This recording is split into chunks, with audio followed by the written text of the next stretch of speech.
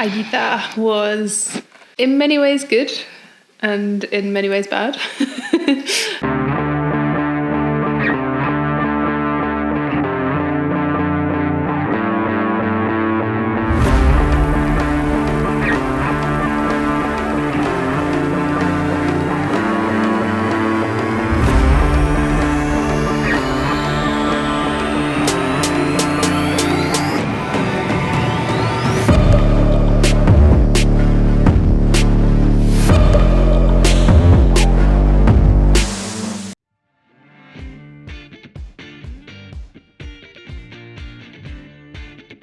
Yeah, I think lots of positives to take from the overall experience of getting to hang out with lots of people, getting to see like the PTO race, which is really good to watch, and just, spending quality time with people that I haven't seen for a while. So that was really good. But yeah, in terms of the race, my race, I'm not sure how many positives I can take from it, which is maybe... So like, I'm not trying to be super negative around the race, because anyway, there might be some, but I think definitely going into a race knowing that you probably can't finish it makes it really hard mentally to get yourself up for racing and really try and get everything out of yourself. I tried really hard to be like, I'm gonna, really try and hit the swim and the bike hard, see what I can do on those, and then hope that I might be able to run. But I guess I probably knew in the back of my head I probably wasn't going to be able to run. So yeah, and then I did what I could to kind of get in the race. So I started the swim next to Kat, because I was like, I know she's going to go out super hard. If I can just try and keep with her, that should take me up to that group that I want to be with. And I was actually feeling pretty confident in my swim. Had some good swims that week in open water, felt quite good. And obviously all the work that I've been doing, I was like, I think this could be my like breakthrough swim, but I just didn't have that front end speed for long enough to hang on to the feet. Fairly quickly just settled into what was then the third group. I actually didn't realise that front group had split. I thought that was all one big group. Settled into that third group, spent the whole lap out, basically just sat on some feet, having quite a pleasant swim. Got a little bit confused coming around the M buoy, because we turned around and you literally couldn't see anything. It was like, no buoys. I was like, I know we've got to go back that way somewhere on this side of the island, but like nothing to sight off. So that was a bit of guesswork. And then I was basically on the front of that group for most of the way back until we then kind of turned back into the shore. So like, felt quite comfortable on the swim, but just, it wasn't a good swim. Like it shouldn't have been a comfortable swim. I should have been in the group ahead. That group I was swimming with is people that I have swum with before, and actually people that I've beaten out of the water before. So not feeling that great about the swim. But again, I think it's just that not having enough front end speed to get with that group initially, because I think it then all kind of settles a bit. But yeah, so more work to be done, which like I kind of knew. Obviously the swim's going to take time. It's embedding a new stroke. So yeah, we'll get there eventually. But came out and getting onto the bike, and I'm not sure what happened on the first lap, but like I just felt dreadful on the first lap, which, especially considering I'd had quite a chilled swim, because I've had it before when actually I've been working quite hard on the swim, that it takes time to kind of get the bike legs. But kind of got out and I was like, I don't feel great.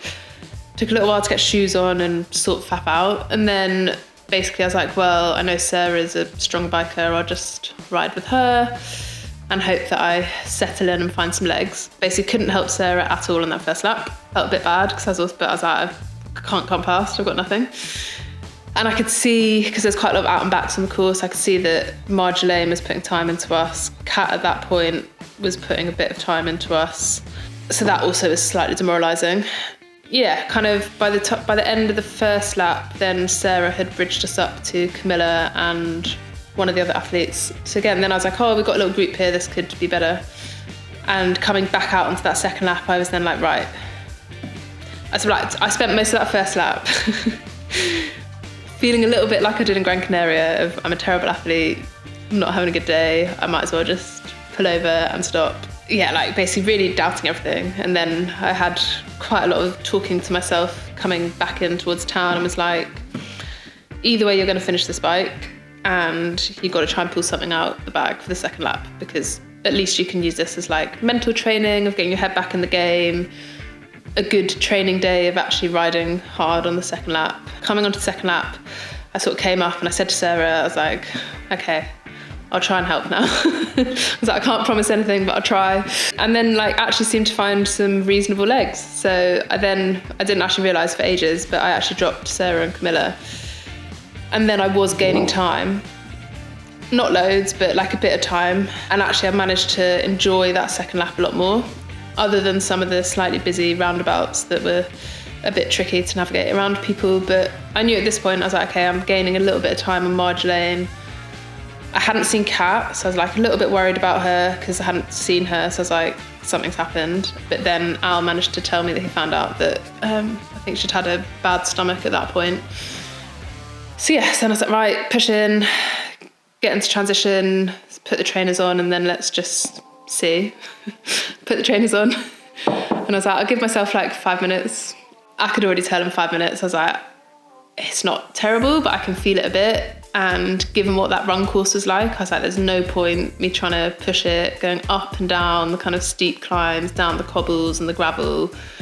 Because if anything's going to exacerbate a dodgy calf, that is. And with it being 30k, I think if it had been like a half marathon, I might have maybe tried a bit.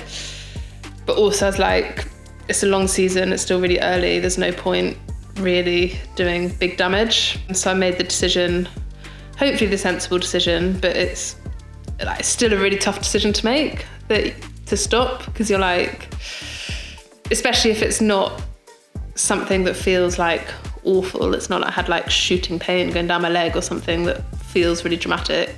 So yeah, then stopped and cheered on some people for a bit, and then basically went and found some gin and tonic and had a fun evening.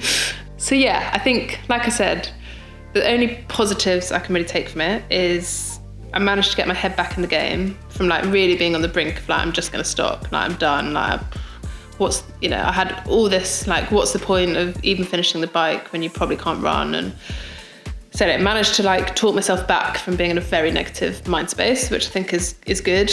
Did manage to find better legs in the second half, and like generally felt comfortable, which actually if I can hold that then for another 60k, that'd be quite good Ironman power. I think that's probably the main positive from the actual race. Joy of not running means I feel quite recovered.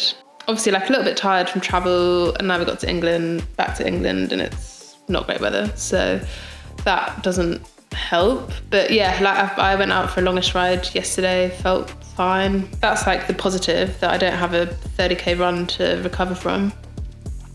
And hopefully, so I went for an MRI scan yesterday, hopefully get the results back soon, and then I'll know, well, hopefully know a bit more of like if it's a proper tear, if it's not, try and get some recovery in. Like Roth's only 7 weeks away now, so yeah, basically need to see what the feedback on that is, and then I can make a bit of a decision of what I'm doing in the run up to Roth.